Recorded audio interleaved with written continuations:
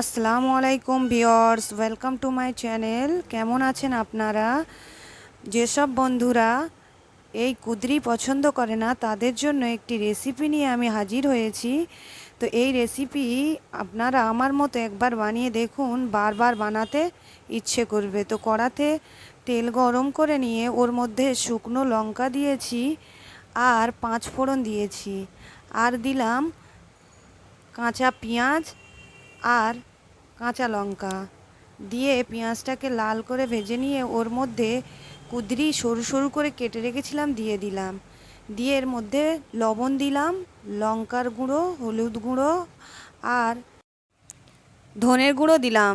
এরপর এটা একটু ভালো করে কষিয়ে নিয়ে এর মধ্যে আদা রসুনের পেস্ট দিলাম, টমেটোর পেস্ট দিলাম, দিয়ে একটু কষিয়ে এর মধ্যে অল্প পরিমাণ পানি দেব।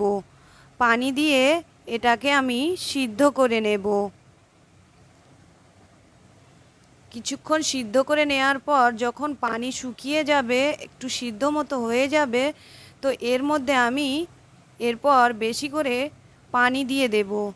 পানি দিয়ে একটি ঢাকা বন্ধ করে দেব। আমার কুদরি সিদ্ধ হয়ে গেছে, তাই অল্প পরিমাণ পানি দিয়েছি। তো এরপর ঢাকা উঠিয়ে দেখতে পাচ্ছেন এগুলো একটু শুকনো শুকনো মতো করতে হয়, বেশি ঝোল রাখতে নেই। আর একটি গরম ভাতের সঙ্গে অসাধারণ লাগে, একবার হলেও বানিয়ে দেখুন। তো আমার রেসিপি ভালো লাগলে অবশ্যই লাইক, কমেন্ট, শেয়ার করবেন। পাশে থাকা বেল আইকন প্রেস করে দেবেন আর সাবস্ক্রাইব করতে ভুলবেন না। আজকের এই পর্যন্ত। সুস্থ থাকুন, ভালো থাকুন, আল্লাহ।